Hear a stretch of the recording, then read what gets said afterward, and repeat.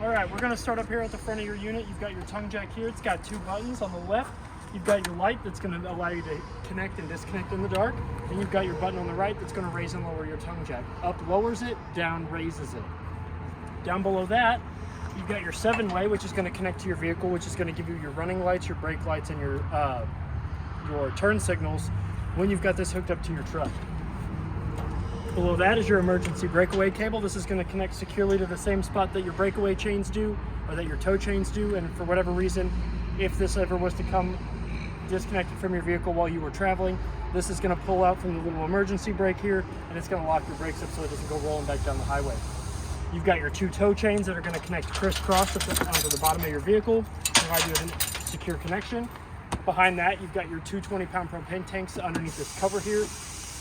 You can get to the two tanks by lifting up the flap here. When you have the tank cover on, you do want to make sure that the flap opens up towards the vehicle or towards the unit, so that way you don't ever have to run the risks of the wind kind of taking that cover off. The propane is fed to the unit. The propane is fed into the unit by an even flow regulator. This little arrow here is for your convenience. It's going to let you know which tank you're currently drawing from, and then you've got a little dial in here that goes from red when there's no gas to green when it is getting gas. So if this ever goes to red, you turn the dial over, you open up your other tank, you take this one off, you go get it refilled or replaced, and then you bring it back and you're good to go. Behind that is your 12-volt marine and RV battery. It's held in there by a box and a belt strap. The box helps keep the terminals and your connection to the unit secure, not corroded, keeps the bugs, the elements, and stuff like that out. We're going to come to the side of the unit now, and you've got a bunch of information here that's going to be important for you. You've got your VIN numbers, you've got your tire unloading information, and you've got your manufacturing stickers, which are going to tell you the date it was manufactured, the manufacturer, and the weight and total gross weight of the tanks, the propane, all that good stuff. You've got your side compartment, which is a pass-through. It goes all the way over to the other side. So you've got a door from the off side all the way to the door side. You've got a light switch in here that's going to turn on your cap lights on the front of the unit. It's like you got two eyeballs there on the front. I was thinking the same thing. And then you've got a manual crank handle on this side and a manual crank handle on the other side. This manual crank handle here will go into a little hole on the door side of the unit on the radius metal, this black metal down here. It'll fit on a bolt that's got a T-post going through it, and this is for when your slide doesn't want to work on the motor. So if your slide ever gets stuck out or in, you fit this into that little hole on the opposite side of the slide on the door side, and you can manually retract or extend out your slide.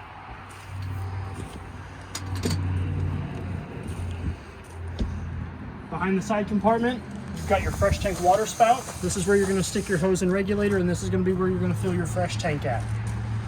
We always recommend a regulator on the end of your hose, because once you get over, I think it's like 45 pounds of pressure, you run the risk of the lines or the fixtures disconnecting when the water flows through them. Down below that, you've got your freshwater tank drain, which is going to be this cap right here. You'll undo that, and that's how you drain your fresh tank. You never want to travel when you've got fresh tank in your water, or your water in your fresh tank. Flip that, reverse it. And then down here on the corner, on 4 corners of your unit, you do have 4 stabilizer jacks. They are a 3/4 inch socket. The 3/4 inch socket not only raises and lowers your stabilizer jacks, but it also raises and lowers your tongue jack. At the top of your tongue jack, there's a silicone cap. You can pull that out, stick that 3/4 inch socket down in there, and you can raise and lower your tongue jack manually that way as well, if for whatever reason that motor gives out. And that would be right here. We're going to come back here to the side of your unit. The tires on here have been checked. The PSI is sitting around 64 PSI, and the lugs have been torqued on all 4 tires to be 100 foot-pounds.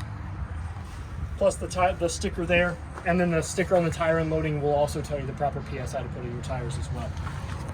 Behind that, you've got your outdoor cable and satellite. So what this is these are 2 coaxial ports here that are going to allow you, if the park or campground that you're staying at is providing you with cable or satellite, you can hook up from their outlet to either one of these outlets here with a coaxial wire, and you'll be able to get either cable or satellite. So you've got cable on the left and satellite on the right. Down below that, you've got your city water connection. This is where you can hook that same hose and regulator that you filled your fresh tank up with You can hook it to this and you do not have to use the water in your fresh tank, or you do not have to turn your water pump on. As soon as you hook to this and you turn that water source on, your lines will pressurize and you'll be able to use your water fixtures. The next one over here to the right of that is your black tank flush. You can hook that same hose and regulator up to it, and what this does is it sends water through your black tank lines to an aerator at the bottom of your black tank that kind of spins, and it kind of eats up all that gunk that builds up on the sides and the bottom of your black tank for you. Down here below me, you've got your wastewater holding tank outlets and your sewer outlet. So you've got your gray tank here, which is going to be your bathroom, your shower, your bathroom sink, and your kitchen sink. And then you've got your black handle back here, which is going to be your toilet. So you're going to pull this, and this is all your yucky bio waste is going to come out of your black tank. And when you're running your black tank flush, you do want to make sure that your black tank is empty and that this valve is open. So you're going to give it the tug this direction. You've also got second out of 4 of your stabilizer jacks. So these stabilizer jacks, they are not for lifting and leveling the unit. You do not want to use them to get this thing level. These are just to keep your unit steady while you're walking around in it. Up underneath the radius metal here, you've got your low water drain points. Right where my hand's at, you've got 2 of them. They're kind of hard to see. But you've got a hot one and a cold one. One should be red and one should be blue. Those are going to be the 2 lowest points in your water lines. Those are used for winterizing and de-winterizing of your unit. You can leave them open, and then if you have any water in the lines, that when it gets cold, they'll have somewhere for that water to go instead of just kind of staying in your lines and freezing up. So on the back here, you've got a spare tire underneath this cover here. So the spare tire's PSI has also been checked, and it is sitting at 65. And the 2 lugs that are holding this on do not have to be torqued to 100 foot-pound. They just have to be wrench tight. You do want to make sure that they are wrench tight, but they don't have to be torqued to the same as your tires. They just need to be able to be sturdy onto this farrier and not be loose. The black panel back here is your hot water heater panel. So if we open that up, you've got your pressure release valve here. So if you ever want to make sure you've got water in your tank, you give this a brief tug, water will come out of this spout here, and then you know you're good to turn your hot water heater on. Down below that is your drain plug. So this is what that's an anode rod. So what that does is that anode rod is going to eat up all the impurities that are in the water before it does any damage to your tank. That's also going to be how you can drain your hot water heater if you ever need to drain it real quick, or if you are winterizing or de-winterizing it. And that takes a 1 1/16 inch socket. Yes. And then you've got 2 buttons, one button. One button here, this is going to be your reset. So you've got an electric and gas hot water heater, so you can actually turn this on and off, and that'll reset your pilot light. And then over here in the corner is your on-off button for the electric. Yes. Let me see if I can get a good shot at it. Yes. It's hiding back there, right? That little switch right behind it. Yep, right. My finger's in the way. Right in there. Yep. And then that big black box next to it, that's your heating element for your electric water heater. Don't ever turn it on without water in it. No, don't ever turn it on. Don't ever light it even on gas without water in it. Because what happens if you turn your gas hot water heater on with no water in that tank, it builds up heat and expands, and it can bust and rupture, and it's just bad news. Bad news. You do have a ladder for roof access to get up onto the roof. It wraps all the way up and connects securely to the top. So if you need to get up there, which I recommend you going up there and checking your roof every 90 days, making sure that it is sealed good, because the roof is the life expectancy of the camper is the roof. You want to make sure that that's nice, good, and sealed. And you also have a mount for a backup camera if you want to purchase one of those aftermarket.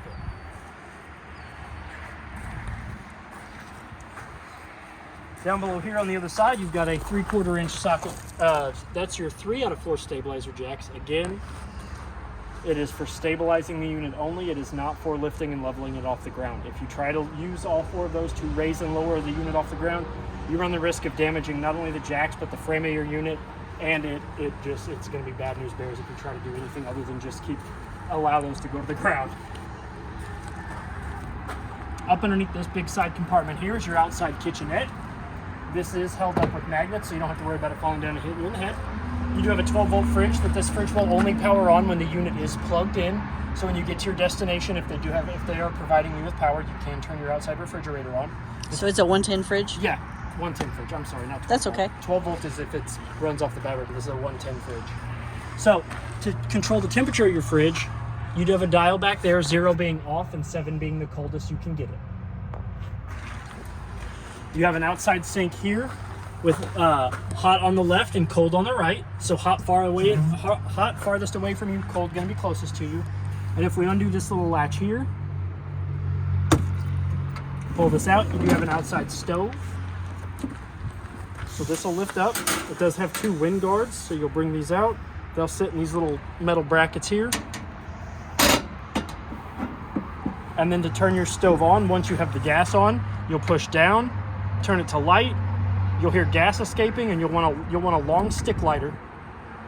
You'll want a long stick lighter, one of those kitchen safe lighters. And then once you have it on light and you've held it there for about 3 to 5 to 10 seconds, you can attempt to light it. You'll see that the pilot light will ignite, and then you can adjust the flame between high and off. And the same goes for the left burner and the right burner. Now to get gas to the outside grill, your unit has an LP quick connect hose that goes from the outside of the grill here. Right now it's in the off position because the lever is perpendicular to the valve. So we're going to run this down through the bottom of the unit. And then down underneath here, right behind this silicone stopper, you have your LP quick connect. Ooh. Here. Can you see it? I can see it. So what's going to happen is you're going to slide back on this base. You're going to stick this end here into this hole.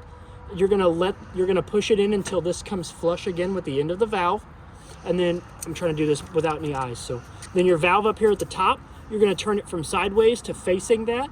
Not only is that going to lock that ring, but it's also going to allow gas to flow from the tanks all the way through the line to this quick connect here.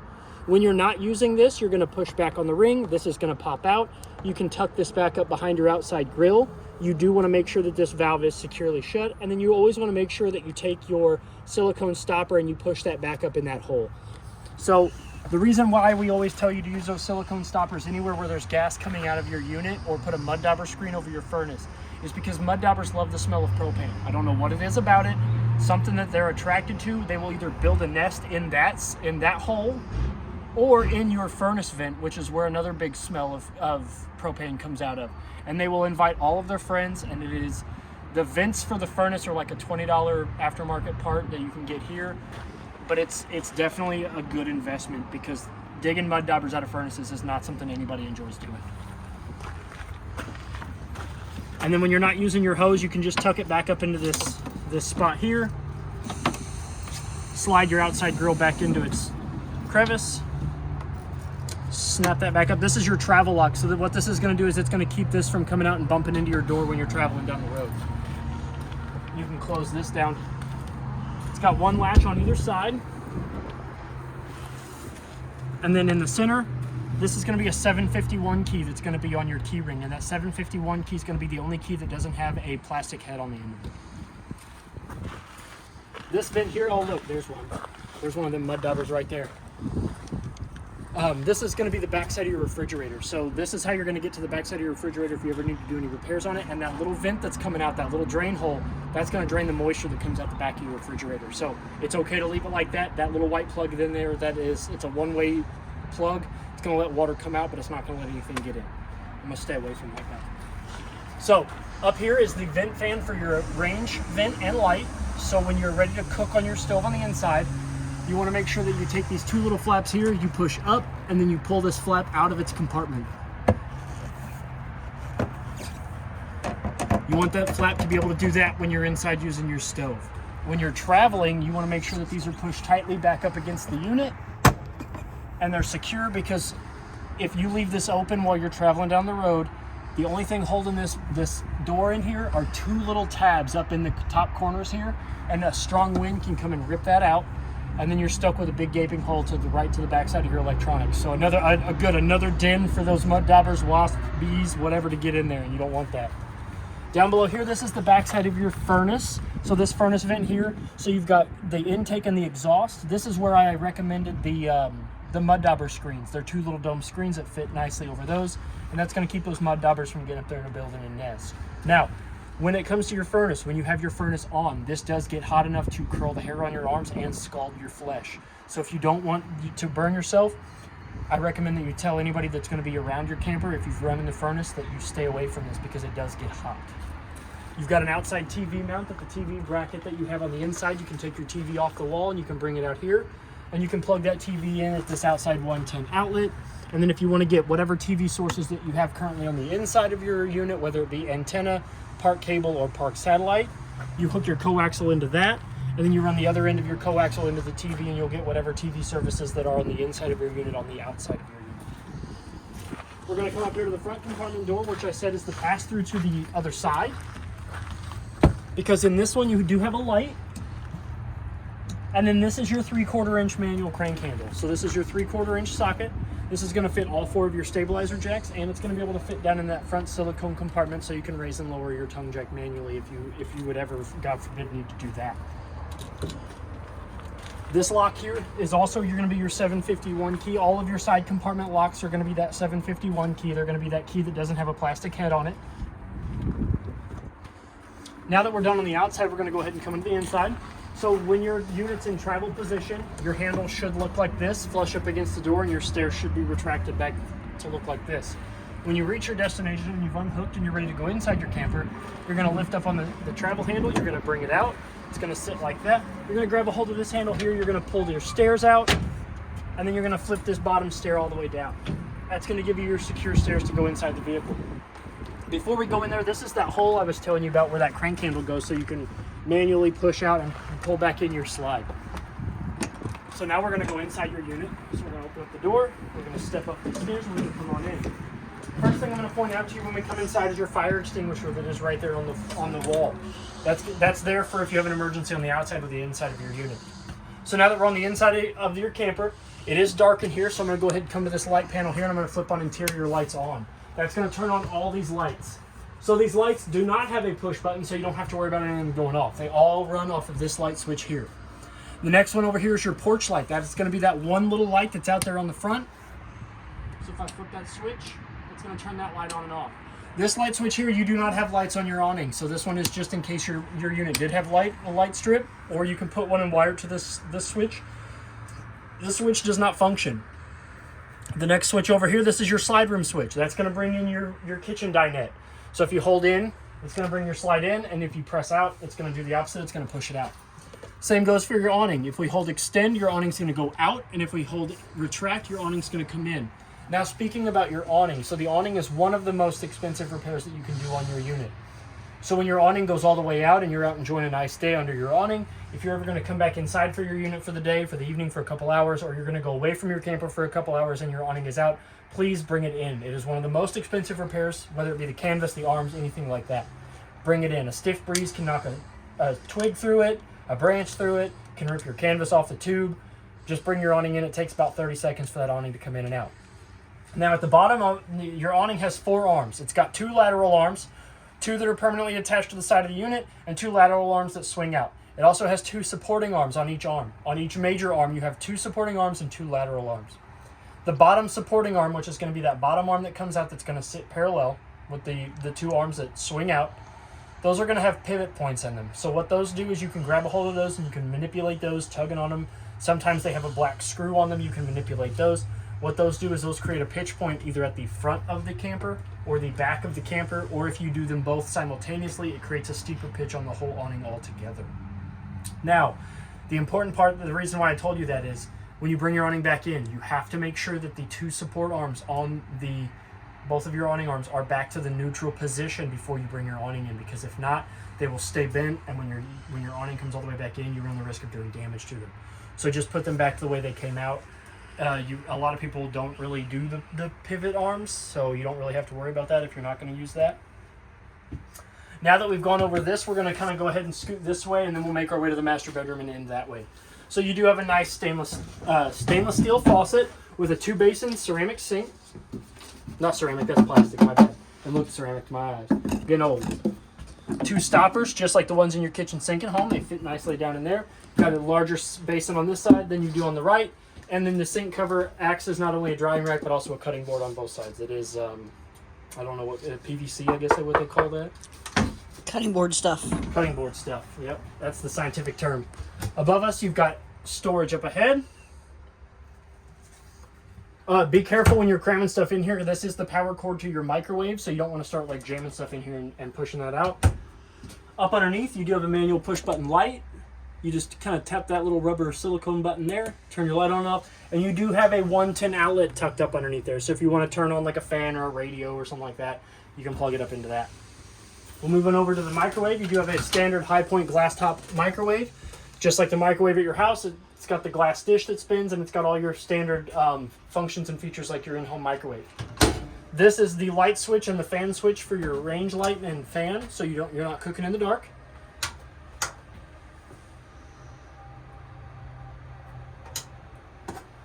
You have some coat racks or some towel racks there, and then now your glass top Suburban stove.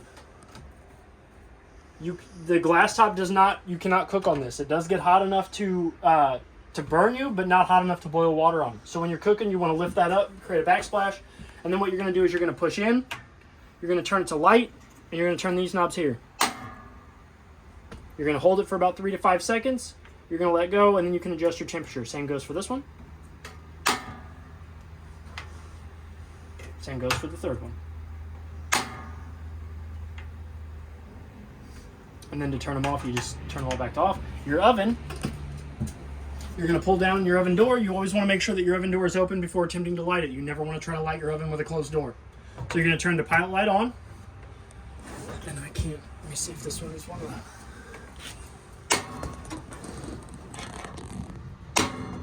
Okay, nope, this is a match light oven.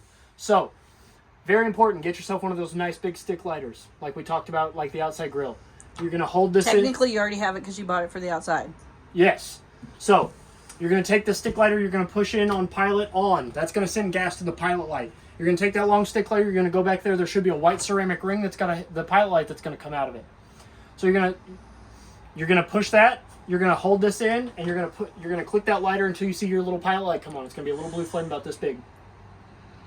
Once that stays lit, when you don't have this pushed in, which takes about 3 to 5 to 8 seconds, you can let that go, and then you can adjust your temperature with the knob to you range from the low of 300 all the way up to 500, and then you've got your broil option. I always like to leave my oven doors a little open after you're done, so it kind of lets out that extra steam, that extra heat, and that extra gas that's built up. If you, like I just did, I had that pilot light on. I always try to fan it or get that extra gas before I close that back up and try to do it again. Ooh. Your Dometic refrigerator is a gas-powered refrigerator as well. It has 2 modes. It has auto and gas. So auto is going to detect whether or not it's going to be using AC or DC power or gas.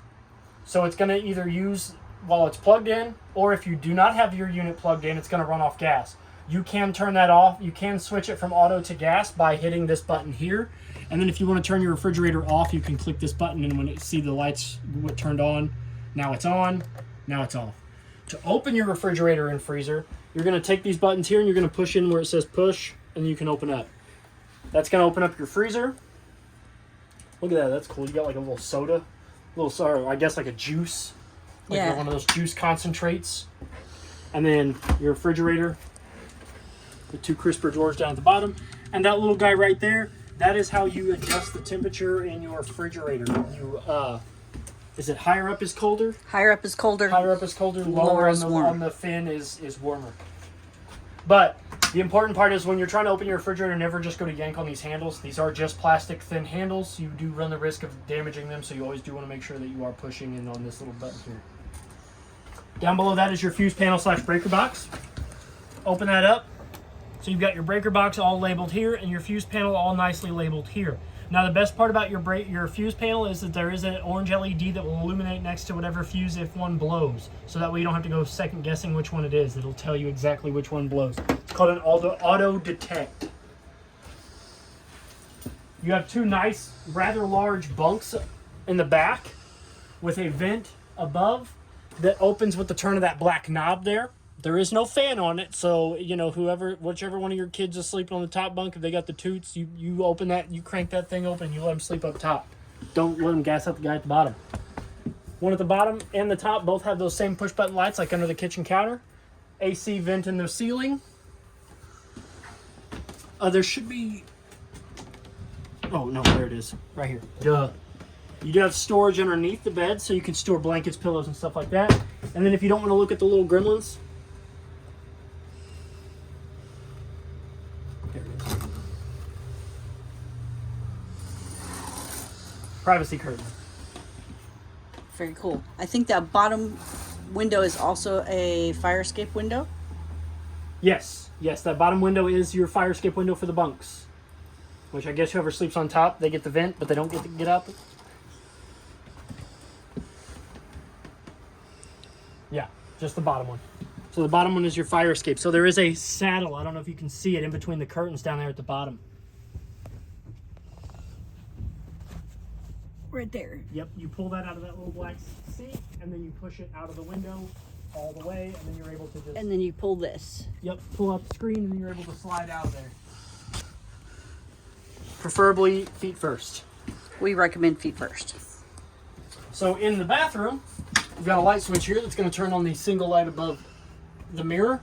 You do have a vent fan and a motor and a powered fan here, so just same way like the one above the bunks, turn that knob. You do have a max air cover over this one, so you can open this up when it is raining outside. And you got a fan to suck all that smelly stuff out of here.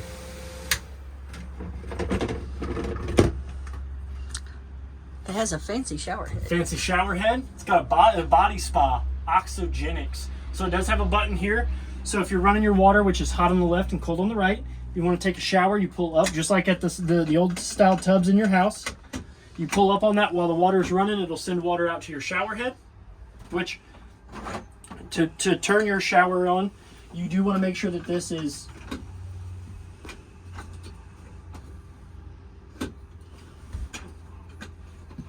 screwed up in there.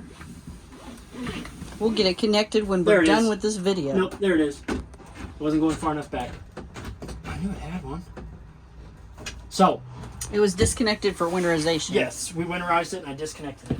But, so you can run a normal bath with the shower connected. So to turn it from a bath to a shower, you pull up on this while the water is running. The water pressure will keep this up. Water will travel up the tube out of the shower head. If you don't want to have to turn your hot water off while you're exchanging people, or while you're boondocking, you can click this button here and it will shut off the water from your shower head. So it'll save all that hot water in your lines and it'll stop it from the flow at the shower head. Got the hiccups there for a second. Your toilet is a 2-portion valve toilet. So you're going to put your foot halfway down, it's going to fill the bowl. You floor it and it's going to go down the black tank, into the black tank, and it's going to stay there where it belongs. Behind me in the cabinet, you've got under sink storage. Your sink is hot on the left and cold on the right. It's stoppers just like the stoppers at home. Fits in there with an O-ring. You've got a GFCI protected 110 outlet on the wall, and this is the monitor panel for your fresh tanks and all your water tanks. All your stuff. So on the side here, you've got your tanks, and on these C, G, F, and L, you've got your battery reading. So if we hold the battery button, it's going to illuminate all 4 lights showing charged. I think it's like low. I don't know what, I always say fine. Like low, fine, good, charged. But it's going to show you all 4 of those lights regardless, because it's plugged in. If you want an accurate battery reading, you're going to have to unplug it from the 30 amp service, and then you'll be able to get an accurate battery reading with this button. So the fresh tank button here, that's going to read how much water you have in your fresh tank, and it's reading off of E 1/3, 2/3 full. Black is going to read how much water is in your black tank, going off the E 1/3, 2/3 full. And gray is going to tell you how much water you have in your gray tank. So your gray tank is going to be your kitchen sink, your bathroom sink, and your bathroom / your tub / shower. The 2 red switches down below are going to be your water pump. So you're going to press this, it's going to prime your water pump, it's going to suck water from your fresh tank, and it's going to fill your water lines. The next button over here, this is your water heater. This is going to be how you turn on your water heater on gas. So the outside button is electric, the inside button is gas. So when you flip that button, that DSI fault light in the middle of that is going to turn on for about a minute, and then you're going to hear click, click, click coming out of your hot water heater. What that is that's your pilot light trying to turn on. If it clicks for about 5 times and you hear a woof, like a whoosh, then your hot water heater is kicked on and it is lit and it is heating up your tank. If for whatever reason the pilot light does not light, your DSI fault light will come back on and it will attempt to relight itself every 30 seconds, I think 3 or 4 times. If it doesn't do it after the 4th time, you can go outside and you can hit that reset button and it'll attempt to do it again. You do have a medicine cabinet behind the mirror with safety back glass, so you don't have to worry about shadow. You do have towel racks above on the door there. Towel rack inside the bathroom for your hand towels. Go ahead and shut the door. I'll turn the light on because I wasn't raised in a barn.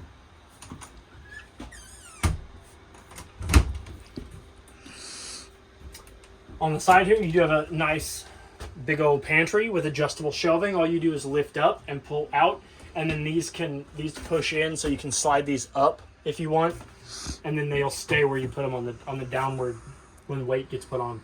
Clothes hanging rack above, your smoke detector, which you can test it by pushing this button here. That's also the mute button, so if you're cooking something in here and it gets pretty smoky and your smoke detector goes off, you can hit that button to mute it.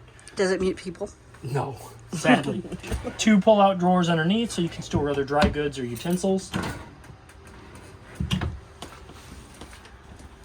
This is your Dometic thermostat. So, this is how you turn it off and on, and you cycle through your modes. So right now it's saying AU. Right now that's saying auto. So the fan is in auto. So right now it's in cool. That's air conditioner.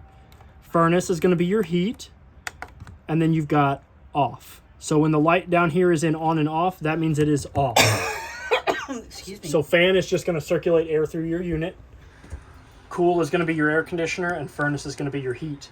And then you've got your increase temperature and decrease temperature buttons here. So always remember, AU is auto. So you can actually turn this, so when you go to the fan mode, the plus and minus are actually going to be how you adjust the fan control. So you've got auto, low, and high. And I would just always recommend leaving it on auto, because auto on your furnace is good because it'll kick on automatically when it gets when it gets below a certain temperature. And then your air conditioner will kick on when it gets above a certain temperature. So it's always better to have it on auto. This is your dinette. Your dinette turns into a sleeping area, a secondary sleeping area. Well, actually not secondary, because I guess it'd be a 4th sleeping area. You can pop the tabletop off. All 3 of these legs here will come out from these seats. You can just roll them up into the negative space, and then this tabletop here will sit against these bump stops, and then you can adjust the cushions to allow you to sleep a 4th person in this dinette if you would like to. Up above the dinette, you do have your packet that's going to have all of your paperwork in it for all of your appliances. This is one large compartment with 3 separate doors. Oh look, there's a mud dauber screen already for your furnace. And it's 2 manual push button lights above the dinette. The window behind the dinette is your fire escape window. You're going to pull down on that red tab, slide it all the way over. Both the screen and the window will go all the way over, and you can go out feet first. The windows on either side will open up the same way. Pull the slab, pull them open.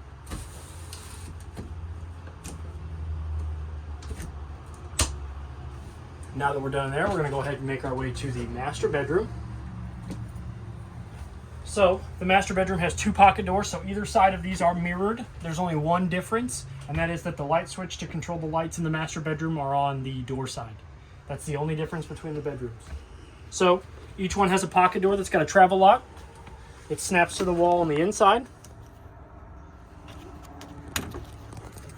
Each side has this same pocket door. It'll slide. And it's got a magnet in it that will meet the door. When it is in travel mode, though, you do want to make sure that the locks go all the way back and they secure against the snap. You do want to make sure that your doors are snapped back in shut in travel position, because if not, this will beat up against this until it either deals damage to the door, the track, or the wall on both sides of the bed. Now, both sides of the bed do have a reach-through compartment with a hanging rack above, so you can hang up your clothes, your shirts. And they've got a pass-through compartment over here, which they actually have secret compartments at the bottom.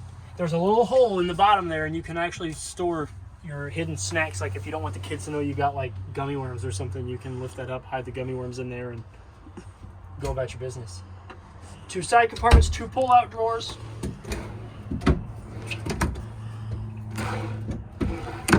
And then each person has above head storage that actually is one big storage. You're not fighting over it. The light switch for the master bed lights is actually hidden right up underneath there. That's going to turn on the 2 lights that are above our heads here. And then you have your vent above here. This one does not have a fan on it, but it does have a max air cover, so you can leave that open. You've got 2 Bluetooth speakers here. Well, not Bluetooth, sorry. I'm just so accustomed to saying that. 2 speakers that attach themselves to the stereo that is on the inside that we'll get to in just a second. So that way you can listen to your music or TV in here. You've got a 110 outlet on the ceiling so you can power your TV, and you've got your coaxial port there on the ceiling so you can watch whatever sources that you're getting on the inside of your unit here in the master bedroom. This wall right here, if you can tell, this has your TV backer on it right in here, about right where these 2 screws are at. It's going to give you where you can put your TV mount. Speaking of TV mounts, we're going to come in here. You got your entertainment storage up here at the top, so you can put DVDs, books, remotes, anything like that. You've got a aftermarket Bluetooth stereo in here, so it does have A, B, C, and D zones. So A is going to be inside, B is going to be outside, C is going to be living room and master bed, and D is going to just be master bedroom. And this is all powered by this Bluetooth speaker here, so you have your power button here. It's got auxiliary, USB, and then you've got your tunes, your volume up, your volume down, and your play, find, and your repeat button. Then you've got your pair and your source, so this allows you to cycle through whether your USB, your auxiliary, or your Bluetooth. And then this here is going to be your pair button, so you're going to hold that, it's going to flash, and you can find it on your phone. You got your TV mount here, which if we pull down on this, it's going to unlock, which this can also go into the outside mount that we talked about. So you put your this mounts to the back of your TV, and then to put it back on the mount, you push down, and it locks back into place. The coaxial and power cords will go down through this hole here, down into your entertainment cubby, with 2 110 outlets here, and then this is going to be your coaxial and your antenna. So this is for cable and satellite, with the light off, and then this bottom one here, turn the light on, turn the light on. There we go. Turn the light on and you'll be able to get antenna. So light on and bottom coaxial is for antenna. Light off and top coaxial is for cable and satellite. Then you have storage down here for more remotes, DVDs and whatnot. And then you have under storage for games, books, whatever else you want to put down here. Snacks. Snacks. More snacks. All the snacks. All the snacks. I think that's pretty much it. Goes over everything about your unit. If you have any other questions, please feel free to reach out to me here. My name's Trey at Parkland RV. Happy camping and good luck. Thank you.